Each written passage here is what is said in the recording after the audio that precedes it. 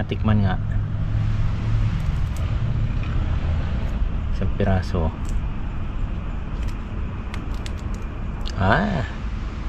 Mura pa.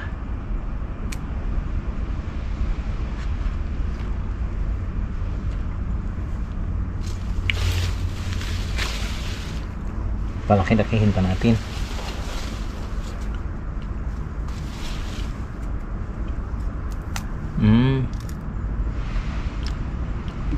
Mura pa.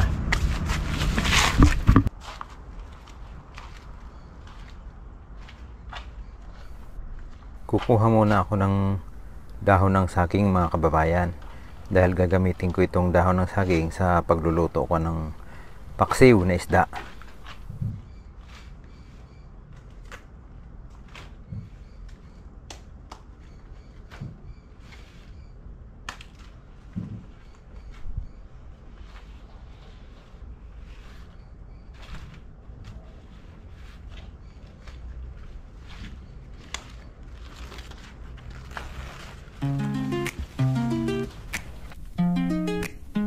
Bali mga kababayan, ito na rin po yung mga sangkap, ready na. Halos karamihan sa mga gulay na ito mga kababayan, pinitas ko lang doon sa likod bahay.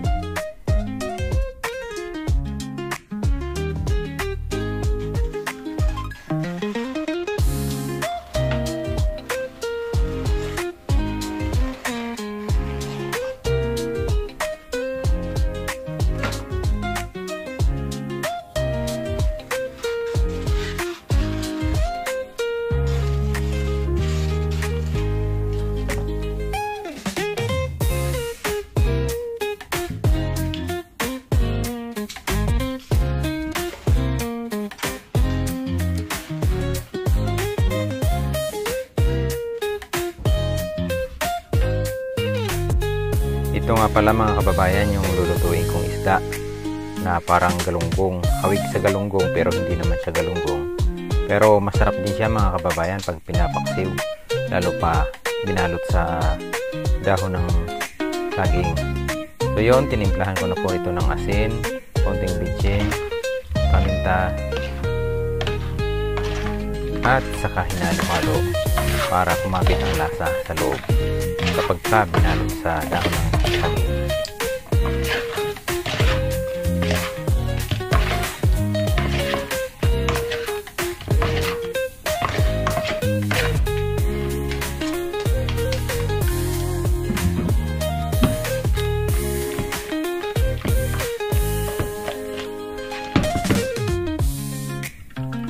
Ilalagay na po natin sa pangilalim doon sa kaldero yung luya, sili, sibuyas, saka yung iba't iba pang mga panimpla.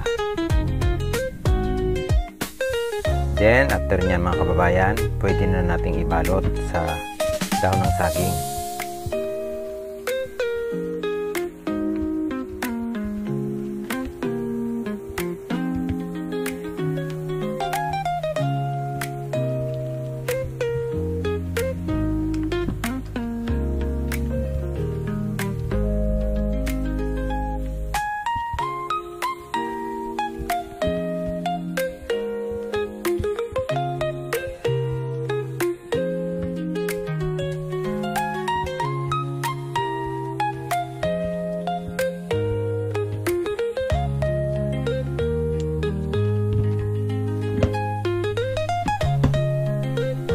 At saka po natin ilalagay dito yung mga isda sa pinailaliman natin ng mga iba't ibang mga ricado para mas lalong malasa.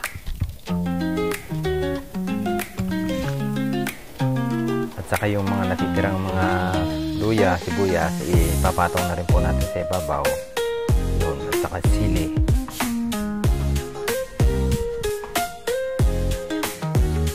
Then lagyan po natin ng konting suka, asin, bechin, paminta, takpan. Ayun, salang na po natin yan. Mga ilang minuto lang po yan, paksiw na yan. Then after po ng mga ilang minuto, yan na siya, itsura niya. So ayos na pangmukbang natin yan mga kababayan. syempre, tikman muna natin kung okay na ang lasa. Ngayon, kung Masarap. depende sa panglasa nyo, kung matabang or gusto nyo maasim-asim, magdagdag na lang kayo. Nasa inyo yan, mga kababayan. Okay? Sunod nating lulutuin, mga kababayan, ay itong crab na may sutanghon. Sa ngayon po, inililinis ko na itong mga crab. Pinutol-putol ko dahil masyadong malalaki ang crab na ito, kaya hinati-hati ko muna sa gitna.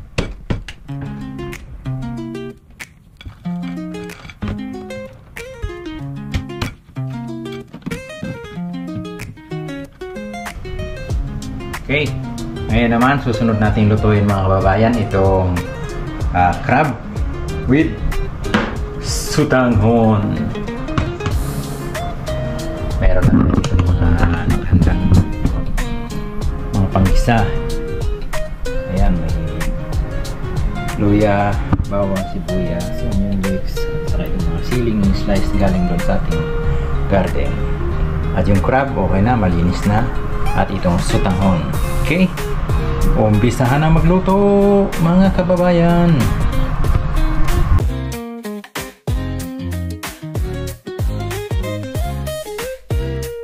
Unahin natin igisa itong luya, bawang,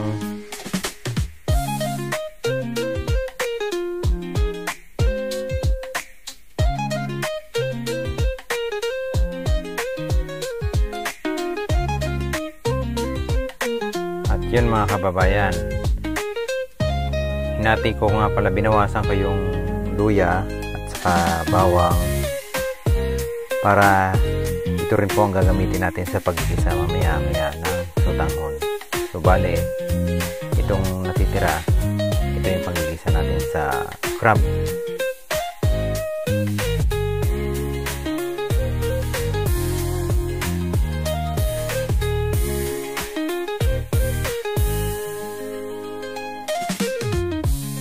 Timplahan natin ng konting paminta,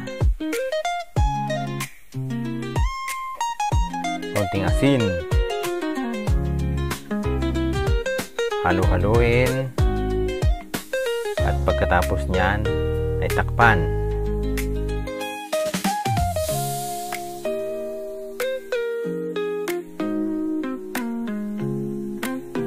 Mga ilang minuto lang, mga kababayan. Medyo balibalik na rin natin dahil baka masunog yung ilalim.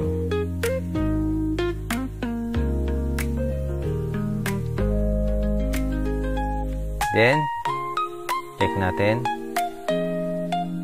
Mukhang okay na, mga kababayan. Mamula-mula na yung crab.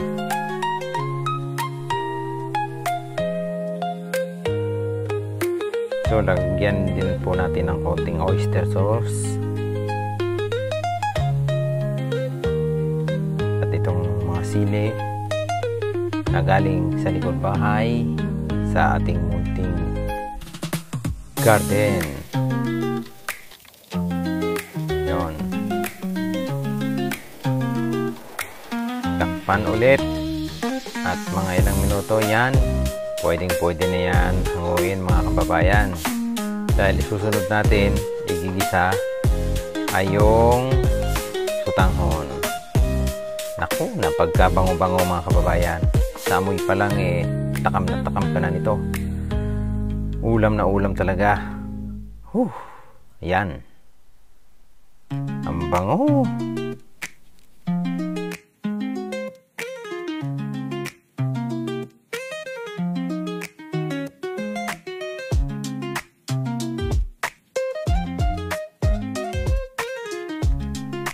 So yun, mga kababayan, susunod naman nating igigisa yung natitira natin kaninang yung iniwalay natin na bawang, luya, sibuyas, para yun ulit ang ipangigisa natin sa sutanghon.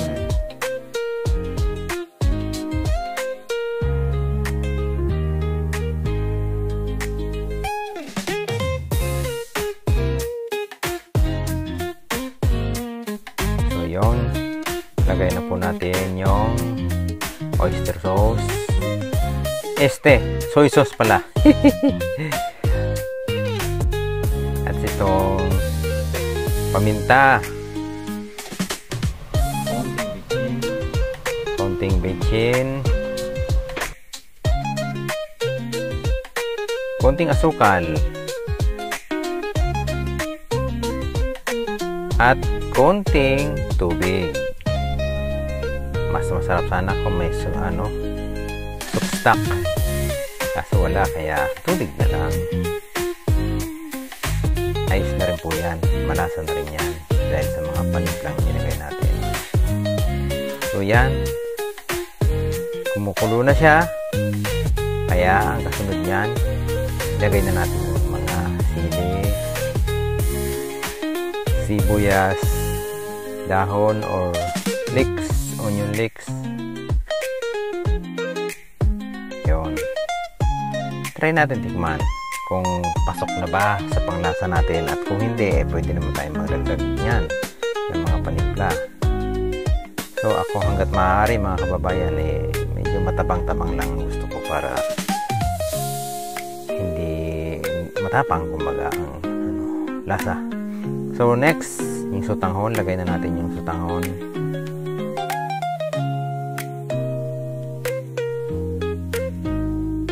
Iubos na yan.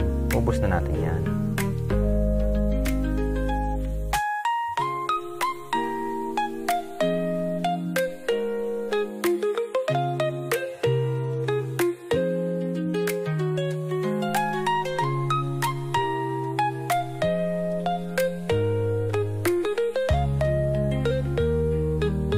Then, isunod po natin itong crab. Pasarap naman. Ngayon pa lang parang takam na ako nito. Iubos na yan. Tapos niyan mga kababayan, tatakpan natin yan at pagkatapos ng mga ilang minuto lamang yan, iluto na yan dahil sutanghon lang naman po yan. Madali lang naman maluto yan. Yun.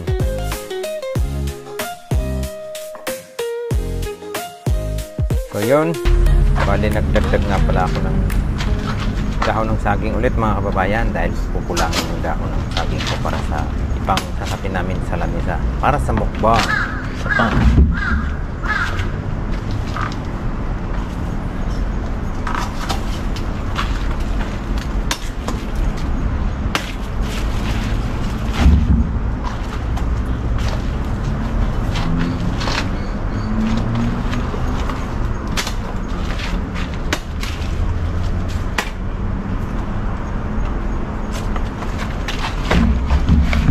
Ayos na ito mga kababayan. Kawawa naman yung saging to, isang puno, pinagkukuhaan ko ng dahon.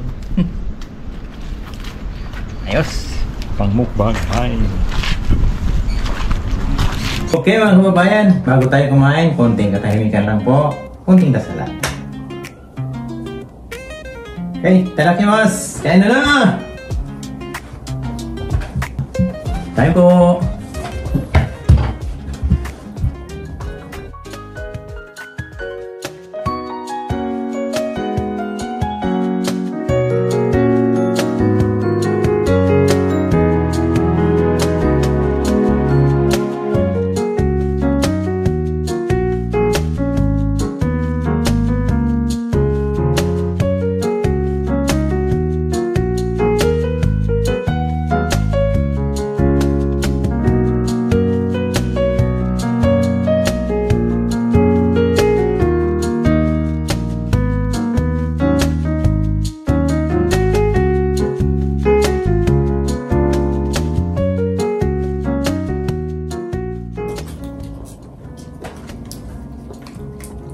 Kain.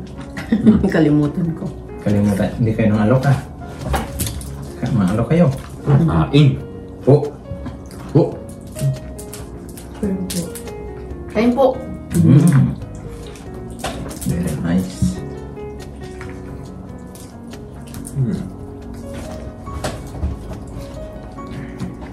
Tatanggalin ito ba?